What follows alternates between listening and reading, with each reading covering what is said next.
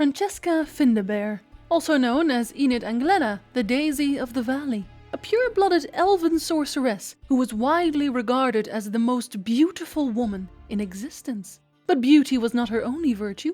She was one of the 5 powerful mages on the chapter, the highest authority in the mage community, and as many other sorceresses, she fought during the Battle of Sodden Hill on the side of the Northern Realms. Geralt was introduced to this enchantress during the Thanet Isle Ball, noting that her smile was incredibly beautiful, though it filled the Witcher with dread. During the rebellion that broke out the night of the ball, Francesca was identified among the Nilfgaardian conspirators, and so she was captured and interrogated. "She's a traitress!" responded Ratcliffe's nasal voice. "I will never believe that!" "Blood's thicker than water," said Philippa Eilhart coldly.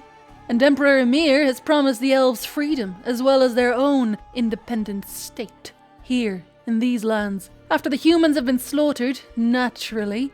That was sufficient for her to betray us without a second thought." "Answer!" said Tissaia de Vries forcefully. "Answer her, Enid!" "Answer, Francesca." The clinking of dimeritium handcuffs, the sing-song elven lilt of Francesca Findabair, the Daisy of the Valley, the most beautiful woman in the world. "Vavorta me duan, nan te disen." "Will that suffice, Tissaia?" barked Philippa. "Will you believe me now? You, me, all of us, are, and always were, Dwan, humans to her, and she, Enshe, has nothing to say to humans." She was led away, like the others, to be taken to a nearby tower where they would convene and discuss all that had happened this night. However, Tissaia de Vries, who still could not believe that Vilgefortz, Francesca, and all the other captured mages were traitors, decided to take matters into her own hands. When Philippa and the rest of the northern mages failed to convince her of the necessity of their actions, Tissaia removed the magical barriers that stopped magic from being cast in Garstang. Immediately after she'd done so, spells flew left and right as Francesca Findabair opened a hatch to the cellars to allow the Scoia'tael she'd smuggled in to rush out and start their murderous rampage. The plan was to kill every mage loyal to the North that day. That never happened, of course, as they were losing the fight somewhat. So Francesca chose to teleport away before the fight was over. However, before doing so, she managed to turn Yennefer of Vengerberg into a tiny jade figurine through a complicated spell. In doing so, she managed to smuggle her out to safety, away from her Nilfgaardian co-conspirators. But Francesca's plans hadn't backfired entirely. At the very least, after having allied themselves with Nilfgaard, the elves were given back Dol Blathanna as a free elven state, albeit under the Nilfgaardian protectorate. But the price for such freedom was cruel. The Scoia'tael, which held most of the elven youth, was to be denounced by the free elves of Dol Blathanna. They would not be allowed entrance, and they would not receive aid from Francesca and her elves. Francesca knew what that must eventually mean. Elves cannot have children once they become too old, and Francesca was not only old, but she was a sorceress. She had no chance of ever having children, but neither did most of the other elves in Dol Blathanna.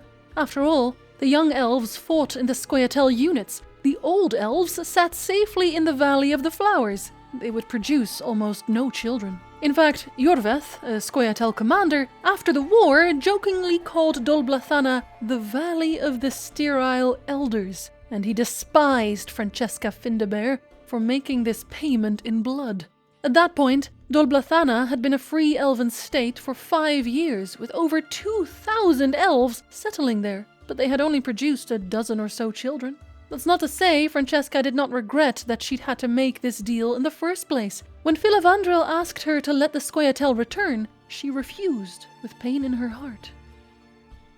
"They are our children, our future, our blood, and you tell me we should dissociate ourselves from them? Kissan mi deset, Enid, forsakelan, en vain." The butterfly took flight, flapping its wings, and flew towards the window, then spun around, caught by currents of hot summer air. Francesca Findabair, known as Enid Anglena, once a sorceress and presently the Queen of Enshe, the free elves, raised her head. Tears glistened in her beautiful blue eyes. "The commandos," she repeated softly, "must continue to fight. They must disrupt the human kingdoms and hinder their preparations for war. That is the order of Emir, and I may not oppose Emir. Forgive me, Filavandrel. Filavandrel ep Fidel looked at her and bowed low.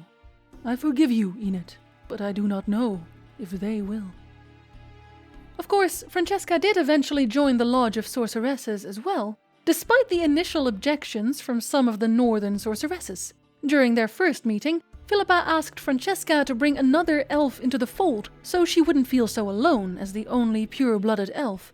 However, Francesca asked to be allowed not one, but 2 more candidates for the lodge. The second was Yennefer. A while after joining the lodge, she returned Yennefer to her normal form once again, asking her to join the organization with her, to aid them in finding Ciri, as Francesca recognized Yennefer and Ciri's bond. Once the lodge started working together properly, she explained the concept of the Elder Blood in detail to the other ladies as well, and aided them in their attempts to capture Ciri. Attempts that ultimately failed, but Francesca would never cease fighting for her people.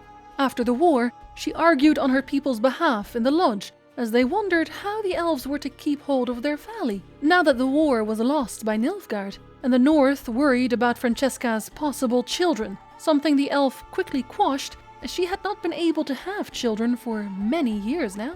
The Scoia'tael, unfortunately, were lost to her. She could not save them. They were branded war criminals. However, the elves would not be long for this world regardless, as, eventually, the situation with humanity became untenable, and the elves found a way to open a portal out of this world. And so, Francesca left this world, alongside what was left of her people, for what was hopefully a better world. I'm sure you're not surprised, but we're not doing skits at the end cards today either. I am so sorry. My Patreons are getting titles today. I hope you appreciate those too. Walguy the Illustrious, Robertson the Enlightened, Lochmoin the Fierce, MJ Coolsta the Impressive, Septic the Cattist, Mike Zweers the Unrelenting, Adrian Peckle the Impeccable, Ray the Fortuitous, Freeman the Wise,